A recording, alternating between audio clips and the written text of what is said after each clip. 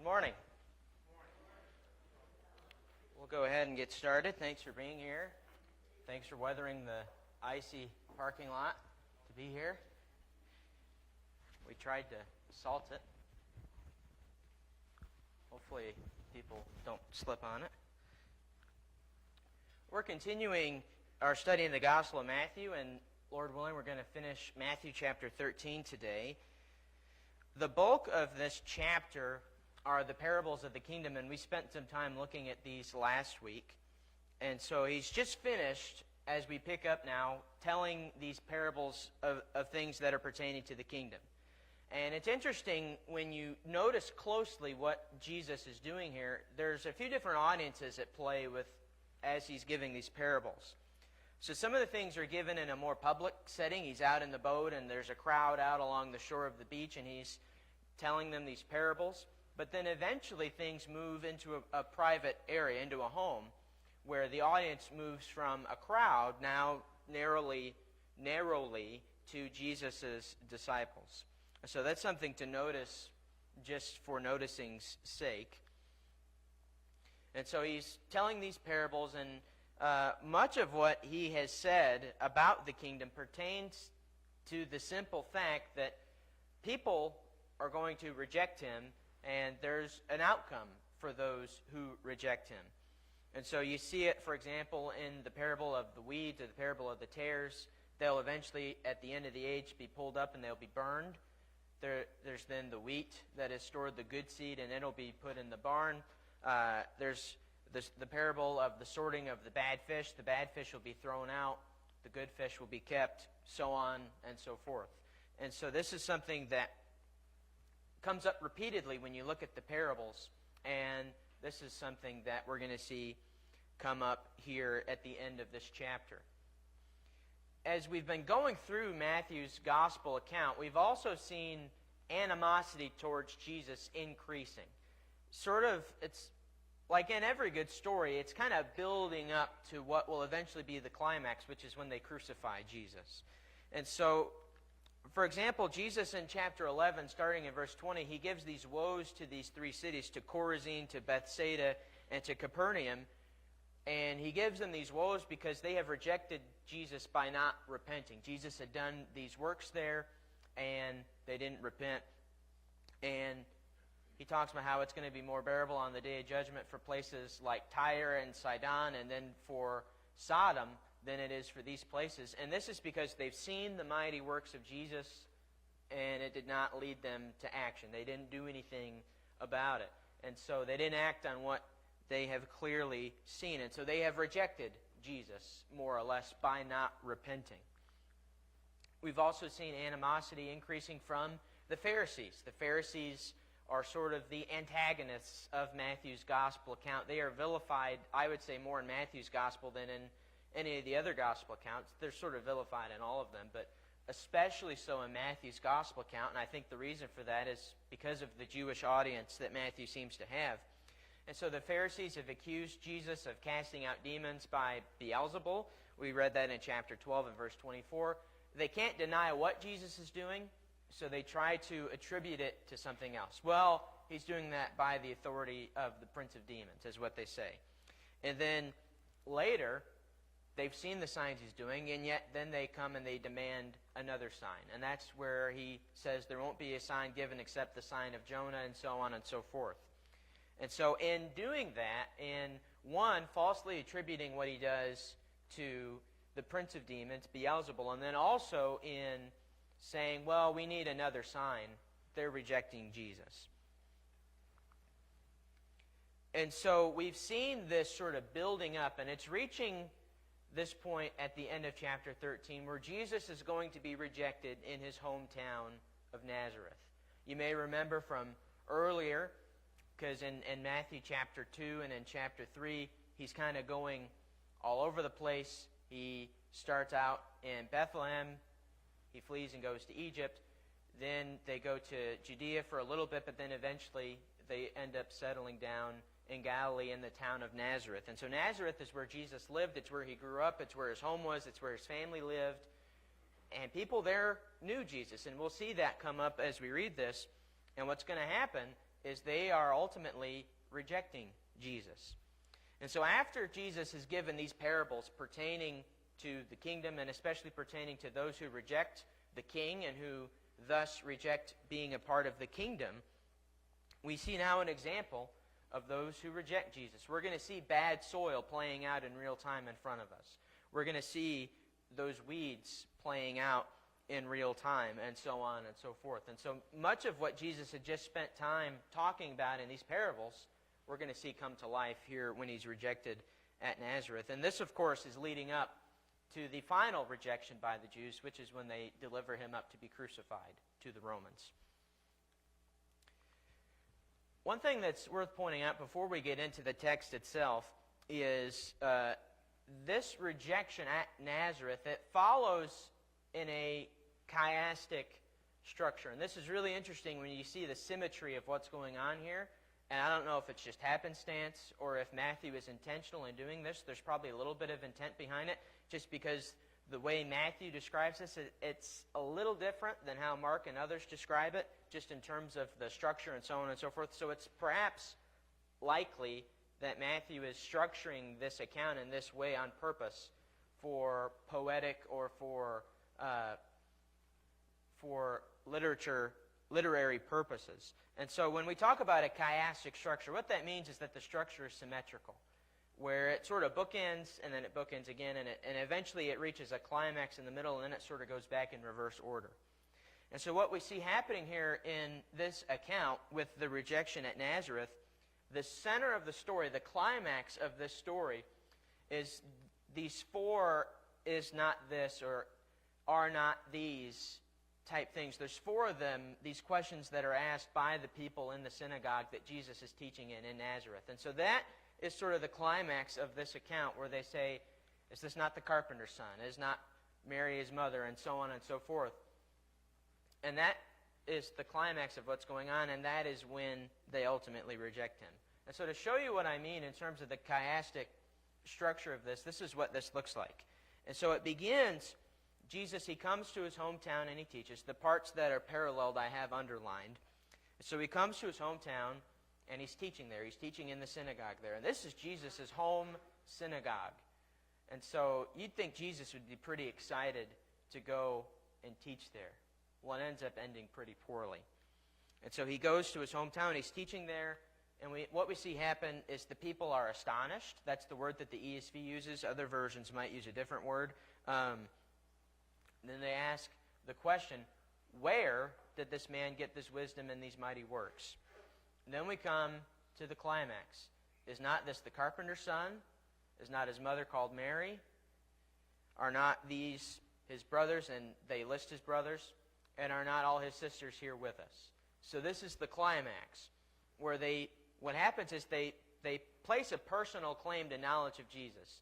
They know who he is, they know who his family is, and then they reject him. And so, once again, they ask the question, where then did this man get all of these things? Looking back at the wisdom and the mighty works. Instead of being astonished, the people are now offended. That's the word that's used in the ESV in verse 57. And we see that Jesus is without honor in his hometown. And so you can see sort of the chiastic structure of what's going on here, where it sort of goes along and then it goes back in an inverse kind of way. There's symmetry to this. And I think this is intentional on Matthew's part for literary purposes. It's just kind of a cool thing to look at.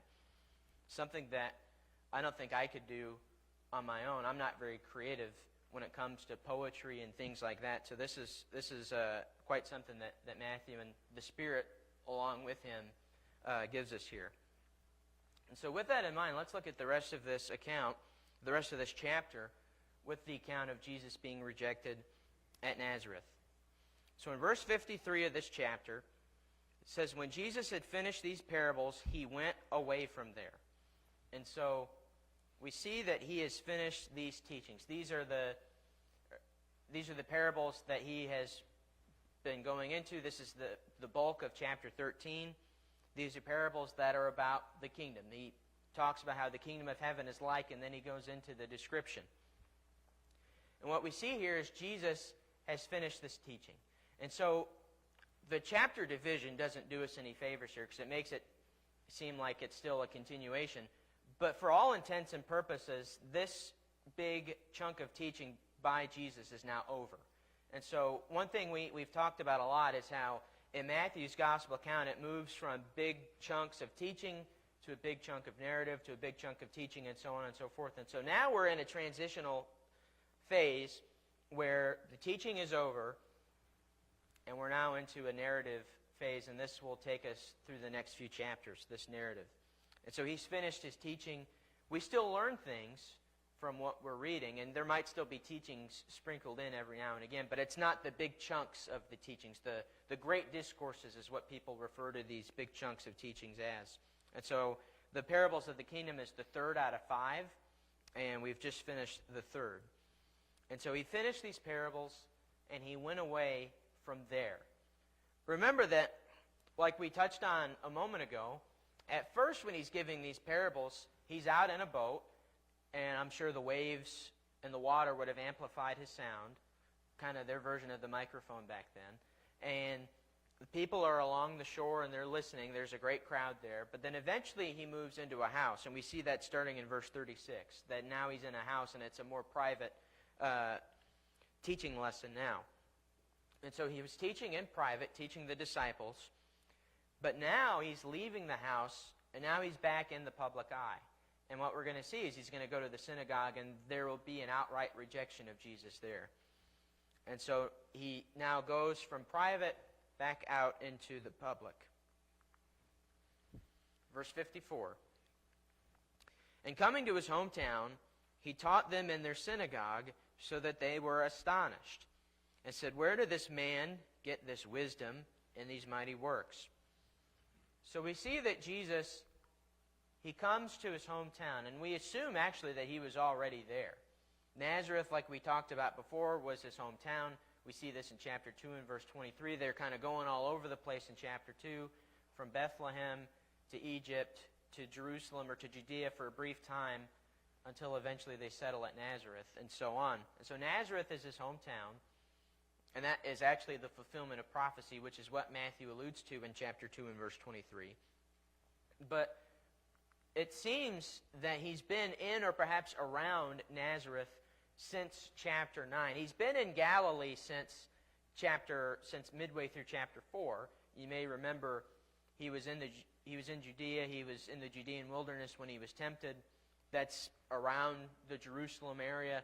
But then John the Baptizer gets arrested, and so Jesus withdraws from there and he goes to his home region of Galilee. So he's been in Galilee almost the entire time that we've been going through, from midway through chapter 4.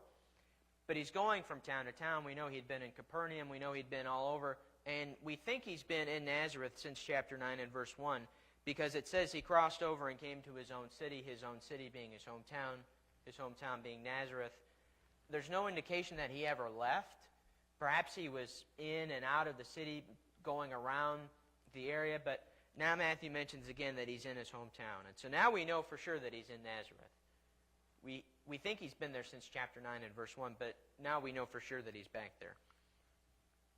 And we see where he goes in Nazareth. He goes to their synagogue. And one thing that's interesting about what we see here is, I mentioned how we often go from narrative to teaching to narrative to teaching. We just saw how this section of teaching has ended, and yet we see Jesus is still teaching. And so what we see with this is the work of Jesus, even though Matthew moves on from this teaching and he's now showing us this narrative, Jesus is still teaching. And that's one of the big components of Matthew's gospel, is showing us that Jesus truly is the master teacher. Because you got to remember, Rabbinic Judaism was kind of starting to become a thing at this point in time. It didn't grow big until after the destruction of the temple, when really that's all they had, was Rabbinic Judaism. They didn't have the temple to go to make offerings at any longer after that. For now, the temple is still there. And so the Rabbinic Judaism is kind of slowly but surely becoming a thing, starting with these different teachers, these scribes that were coming about. And Jesus is one of these teachers. He's one of these rabbis. But he, of course, is much different than the rest of these rabbis. And we've already seen that, as Matthew has shown us in this gospel account. And this is one of the things that Matthew highlights to us, is that Jesus, he's not just one of these other rabbis. He's the rabbi. He's the great teacher. And he's much more than a teacher. You could describe him as a prophet. You could describe him as a miracle worker. You could describe him, of course, as Lord and as Christ, and so on and so forth. And so, despite there being a transition here in Matthew's gospel account, moving from a big clump of teaching to a big clump of narrative, we see Jesus is doing the same thing. He's still teaching. Except now we don't get the specifics of what he's saying. If we had a book of all of the sayings of Jesus, imagine if he was one who kept all of his sermons, kept all of his lessons. I'd love to have access to that. Maybe someday we will. But for now we have what has been divinely kept for us in the Bible. And so he's teaching them in their synagogue. And a synagogue is a gathering place. That's the literal meaning of the Greek word, is a gathering place. And you could think of this as sort of the Jewish equivalent of a church building. And so how this worked back then is there was the temple in Jerusalem. That's where offerings were made. That's where you would go for your more important worship services, like if there's a feast going on, or the Day of Atonement, or Passover, or what have you. But during the rest of the time, when you were at home and you wanted to go and meet with your Jewish brethren, you would go to a synagogue. That's where you would meet at. And what's interesting is today in Judaism, because again, they don't have a temple anymore. It's been destroyed since 70 A.D. and it's never been rebuilt. Now, the synagogues are sort of like their temples as they think of it. And so, but a synagogue is essentially a Jewish church building. It's a place, it's a gathering place for the Jewish brethren to meet, and they would sing, and they'd have a teaching, and so on and so forth. And so it was a gathering place, sort of like a Jewish church building. And they still call their church buildings synagogues to this day. And that, I think, is across all of the different sects of Judaism, whether you're Reformed or Orthodox or whatever. I think they all refer to them as synagogues. Some of them think of it as a literal temple because there's no temple now, but others, Orthodox, I think, are still wanting that temple to come back. So Jesus is there. He's teaching in their hometown, and we see that they're astonished. Astonishment can be a good thing, but it can also be a bad thing. And like we're going to see, this is the bad kind of astonishment. And so this is their response to what Jesus is teaching. Now, we don't know what Jesus is teaching. We don't know what book he's teaching from. We don't know what the subject matter is that he's teaching about. You could assume it's probably about the kingdom, because that's what he was usually teaching about, calling them to repentance because the kingdom is at hand. That's what he would usually teach about. So you could assume that, but we don't know for certain. And their response is astonishment. And like I said, sometimes that can be a good kind of astonishment where you're left wondering, gosh, this guy, he really knows his stuff. How did he get so smart? Hopefully you think that about me and Jim. You probably don't, but that's okay. But there's also the bad kind of astonishment where you're left thinking, where the heck did this guy get that from? Maybe that's more accurate to your experience here when it comes to me, but so on and so forth. And so we see here, this is the bad kind of astonishment, as we'll see in a moment. The word that's used specifically in the Greek is ekplesso. And what this means, the literal meaning, this comes from BDAG Greek Lexicon. It means pertaining to being overwhelmed or dumbfounded or being left with wonder. And so when they talk about astonishment in the literal sense of the word, it's where you're speechless about what's going on. You just don't have anything to say. This is kind of like a couple of Saturdays ago when Michigan was playing Ohio State and they ended up winning the game.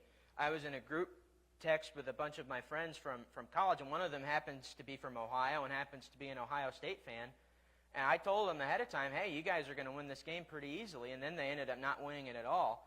And he said, well, congratulations, Nick. And all I could say is, I don't know what to say. I was in such shock over them winning that game. It was quite a surprise. And this is sort of a similar reaction here. They don't know what to say, where they're just so overwhelmed, they're dumbfounded. I think that's a good rendition of the word. That would perhaps be a good translation. They're dumbfounded. It's maybe reading into it a little bit, but when you see what ends up actually happening, I think it's an appropriate way to think of what is going on. And so they are astonished. and I just realized I have this on the other screen here. This is from BDAG. It's to cause to be filled with amazement to the point of being overwhelmed. And the literal meaning behind it is to strike out of one's senses. And so it's almost sort of like having an out-of-body experience where you're just left wondering what in the world is going on here. And ways that they say this could be translated would be amazement or being astounded or being overwhelmed. And so Jesus, as good of a teacher as he is, he could obviously be overwhelming, but this is the bad kind of overwhelming, where their overwhelmment leads to their rejection of him. And so that's the literal definition of the word. The literal rendition here of striking out of one's senses is kind of interesting to think about. So, I reluctantly call on CJ.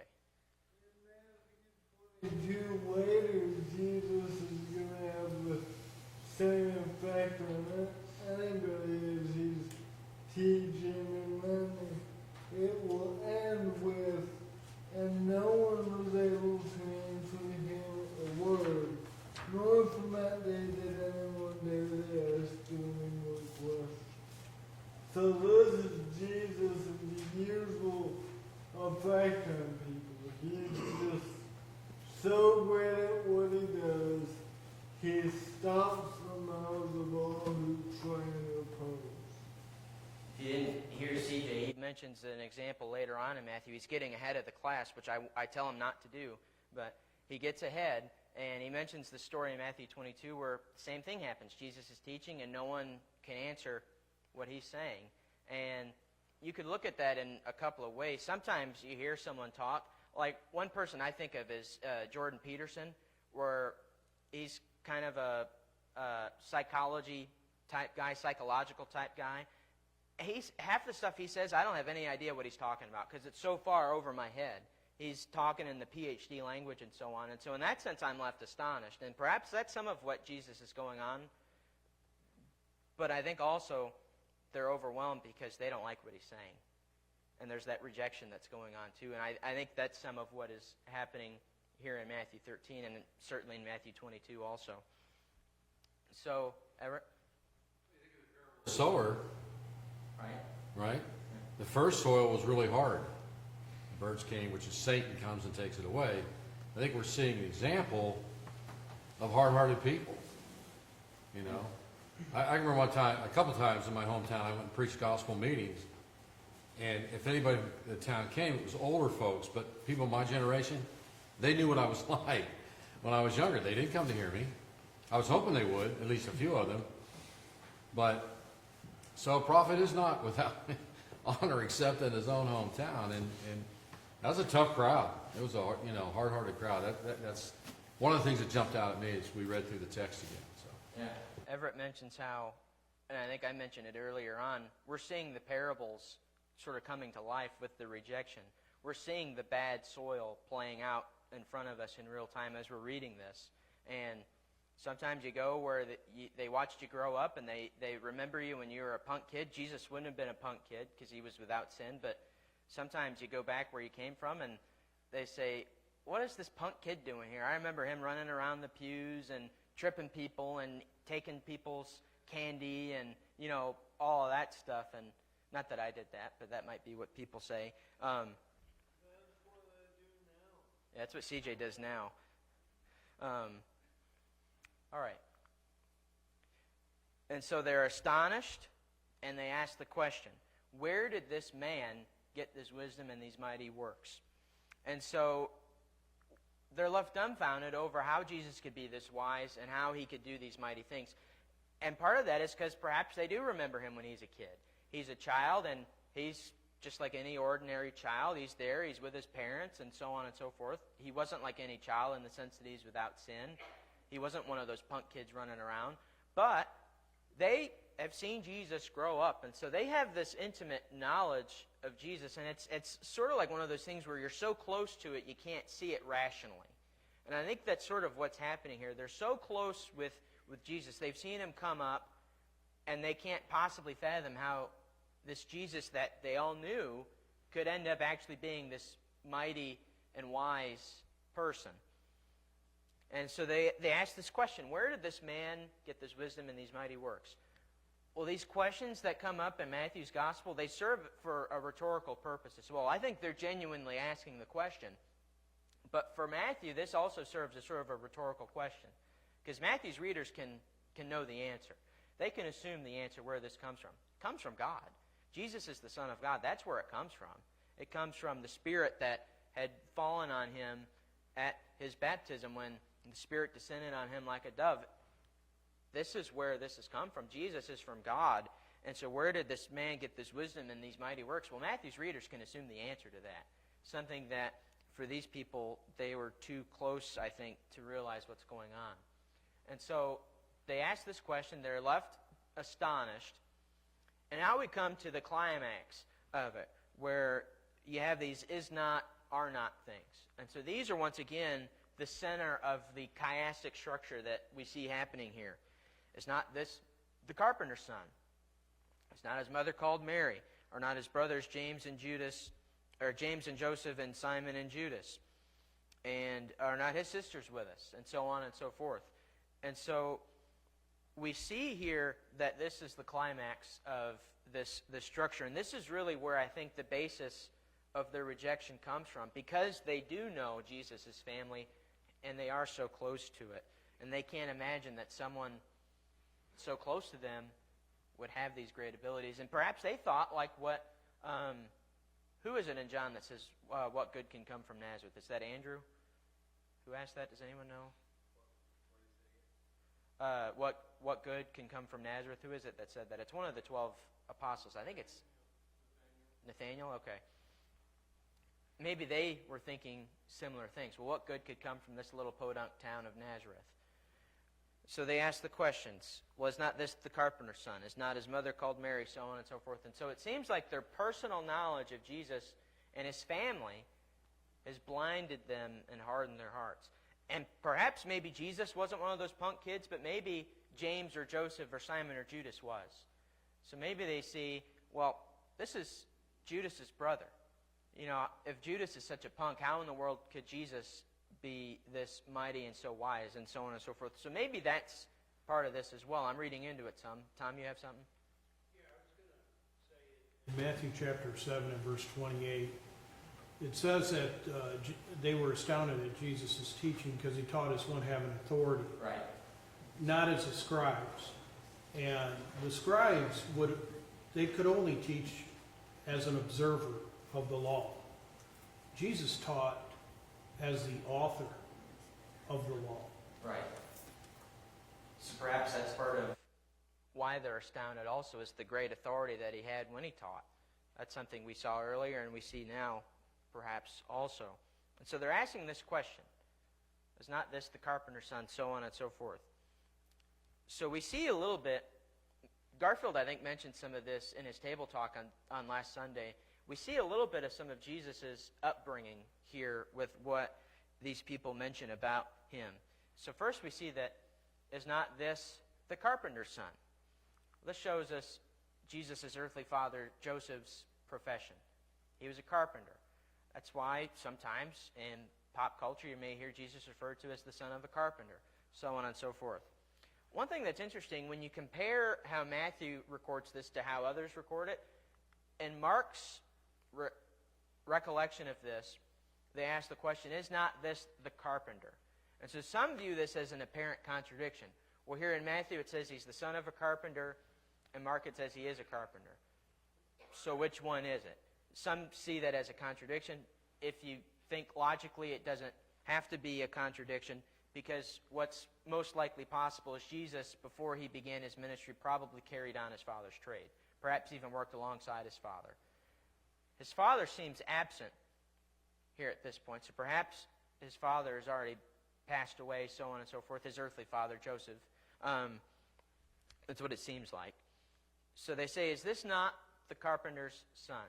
So we know Joseph was a carpenter. Jesus perhaps carried on his father's trade before he began his ministry. They also say, is not his mother called Mary? One thing, if you're familiar with this type of literature, it's very patriarchal in nature, in the sense that women and mothers aren't mentioned a whole lot unless they really need to be. And so it raises the question, why mention Jesus' mother? Why are they saying is not his mother called Mary? And so there's a few logical reasons why they would do this. One is, like I already said, perhaps Joseph is already deceased, and so now instead of saying it's not this Joseph's son, they say it's not this Mary's son. They kind of already said it's not this Joseph's son by saying it's not this the carpenter's son. Another thing that some commentators point to, and I think there's some validity to this perhaps, perhaps they're pointing out the scandalous nature of Jesus' birth. And so you may remember just sort of the backdrop of how the Son of God came into this world. When Mary conceived him, it was by the Holy Spirit. So Joseph had no part in it, thinking along those lines. And so Joseph, you may remember, was going to divorce Mary in private to not bring her to shame. They end up not going through with that because an angel intervenes and so on and so forth. But this is something that some people would have maybe seen, because one thing, when you're pregnant, you usually show, right? There's usually visual evidence of that, especially 9 months later when a baby comes out and so on. But so perhaps they're pointing to some of the scandalous nature going on here. This is how Davies and Allison, they have a really, really good commentary on Matthew. And in fact, it's so good it comes in 3 volumes because it's so long and exhaustive. But about this, they mention one other commentator named E. Stauffer, and they say he has made the case that the son of Mary, there's that expression, might have been intended as a slur. The circumstances of Jesus' birth were known to have been unusual. I think that's an understatement. For there was doubt as to the father, so people contemptuously referred to Jesus as the son of his mother, implying illegitimacy. And then they have a reference to in Matthew chapter 1 and then in John chapter 8 for that. So perhaps there's some validity to that. Maybe they're just saying, maybe they knew Mary better than they knew Joseph, what have you. But that's something interesting that is going on here as well. We also see Jesus' siblings. We start with his brothers. They list 4 brothers, James and Joseph and Simon and Judas. So this shows us that Jesus grew up with several siblings. It mentions that he had sisters as well. There's at least 2 of them because those are plural there, like Garfield mentioned on Sunday in his stable talk. And so Jesus grew up with these brothers. Some of you come from big families. You grew up with a bunch of brothers. You know how chaotic that could be. So that maybe leads to something you could read into about Jesus' childhood being kind of chaotic with all these boys hanging around and so on and so forth. One thing that's interesting, we don't know much about Jesus' brothers, but we think we know 2 of them, James and Judas. Judas could also be called Jude. And we have 2 books in our New Testament that bear these names, and we assume that James, the brother of Jesus, is the author of the book of James. He's also the James that's mentioned a few times in the book of Acts, not the Apostle James, but the James that's there in Acts 15, sort of helping with this discussion about circumcision there, commonly called the Jerusalem Council. Paul also in the book of Galatians mentions James as a pillar of the church in Jerusalem. And so James ends up being a pretty important person in the early church, being the brother of Jesus. And there's multiple Jameses in the Bible, so it's kind of hard to keep track of which one. But we think that this is the James that they're talking about, James, the brother of Jesus. And then Judas, or Jude, probably the writer of the book of Jude, which comes in toward the end of the New Testament. One thing that's interesting is neither one of them place claim to being Jesus' brother, but in James and I think in Jude also, I could be mistaken. I know in James it's this way. They refer to themselves as servants of Christ. They don't place claim to being his brother, but they place claim to being a servant of Christ. I think that's really a neat thing that they do. Then they say, and are not all his sisters with us? And so in addition to having these brothers, he's also got these sisters. And we know it's at least 2 because it's plural. It could possibly be more. They're just not named. And again, you see sort of the patriarchal aspect of this. Women aren't usually named unless they have to be. And in this case, they don't have to be named, apparently. So they're not named. So we don't know how many sisters he had. We don't necessarily know their names. But we know that he had some. And so had a pretty big family Jesus did growing up. One thing that's interesting when you think about this, when you think about Jesus having siblings, there is a doctrine out there, and different denominations have this, known as and this is from the Latin expression, semper virgo, where they believe that Mary stayed a virgin the rest of her life. I think that's illogical to think, partially because it's kind of implied that she didn't stay a virgin, in part also because of the fact that she and Joseph had more children. And so this is problematic for people who believe that Mary was a perpetual virgin, meaning she stayed a virgin her entire life. Because then how are they any different than Jesus if they were also conceived in a miraculous way?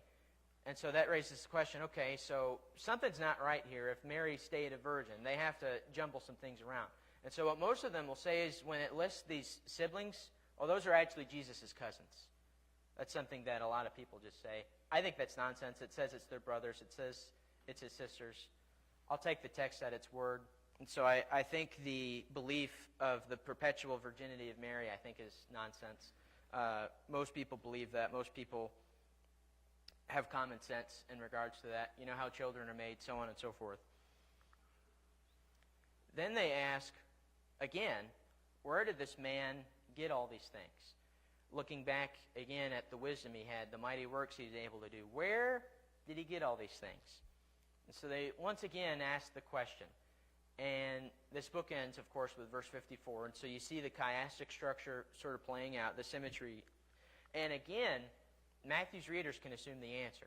This, again, they're, I think, genuinely asking the question. But we see Matthew, he uses this for rhetorical purposes as well. Sort of a double meaning here, where they're asking the question, but Matthew's drawing this to our attention that, of course, he got these things from God.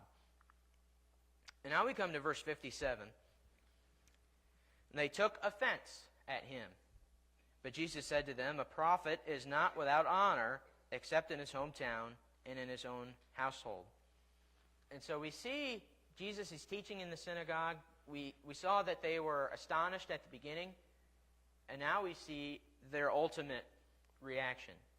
They go from astonishment to now being offended.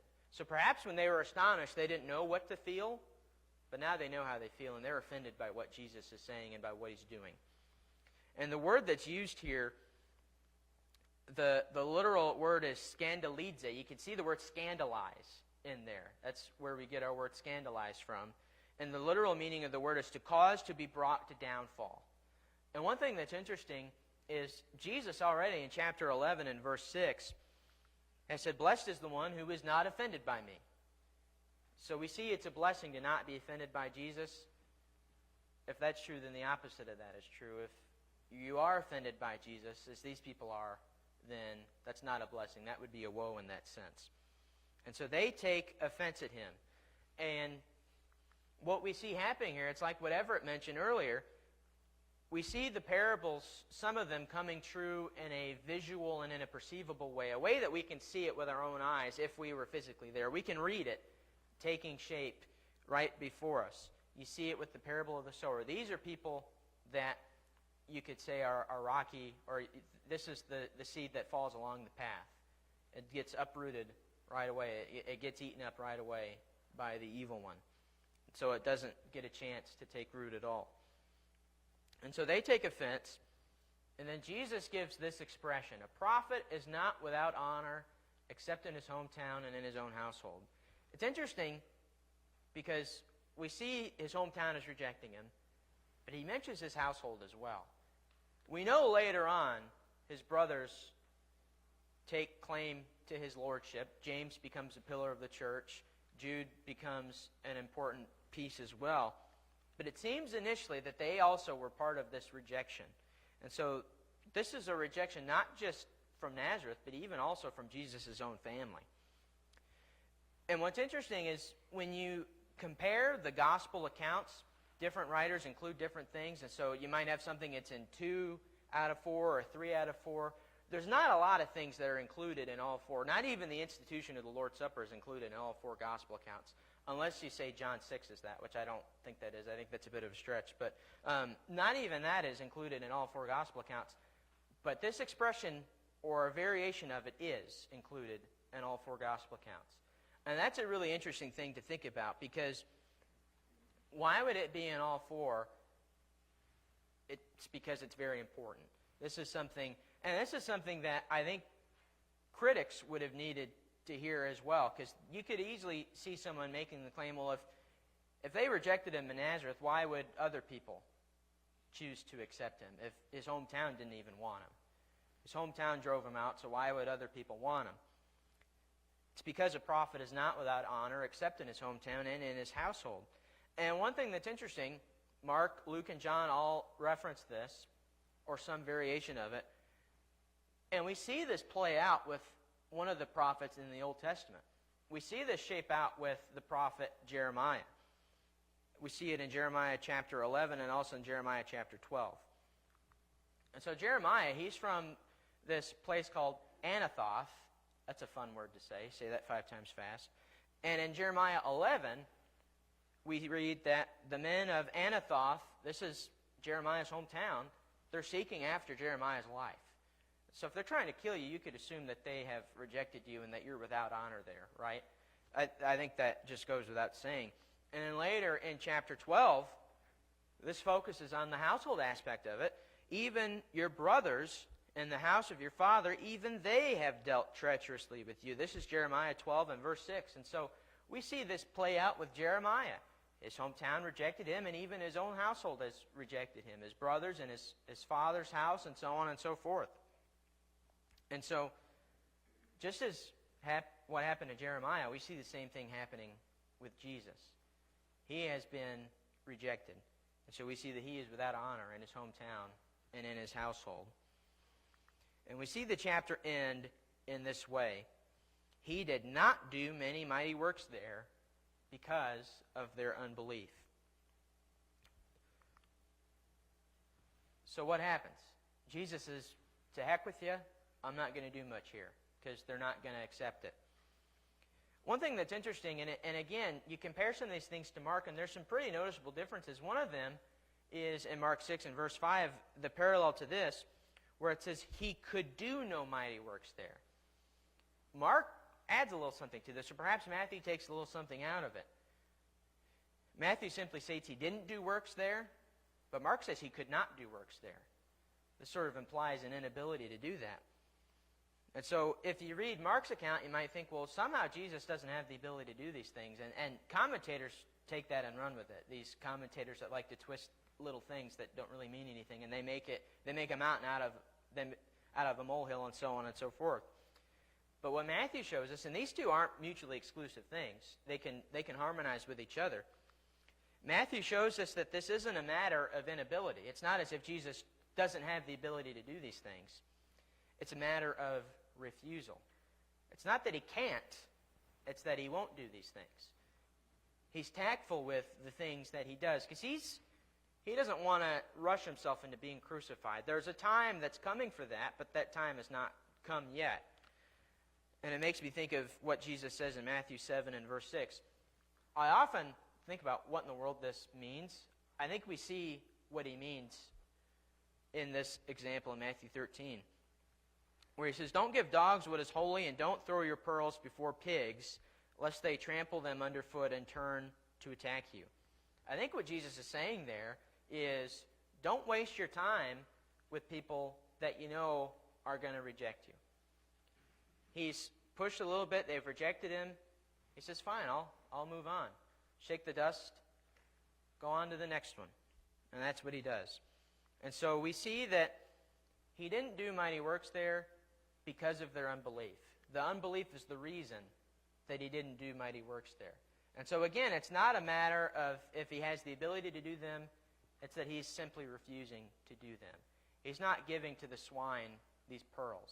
He's not giving to the dogs what is holy. He's saving that for another opportunity. And so what we see here in Matthew 13, we see in this rejection of Jesus at Nazareth, we see, among others, the parable of the sower playing out in real time. what we see happening is the good seed is there before them in their midst. And he's doing things that they can't deny. And they don't deny them. They say, where did he get the ability to do these things? So they don't deny what he's doing, they just deny him. They reject him. And so the good seed is before them, and they respond, of course, by taking offense. And it makes you wonder, if you're there and you see the things that Jesus is doing, how in the world could you reject him? It's a matter of the soil, just like what he says in the parable. The seed, there's nothing wrong with the seed. The one sowing it, right? There's nothing wrong with the seed. It's a matter of where it falls. And in this case, it's fallen along the path, and it gets eaten up. And unfortunately, people still reject Jesus to this day. We know a lot of people who unfortunately have, people that we know and that we love. And not only do they reject him, but they also persecute his followers.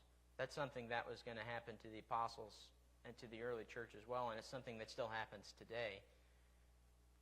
Not necessarily violently in America, although it does happen, but it happens on a larger scale in different parts of the world. But Christians still face ridicule and mockery and so on and so forth.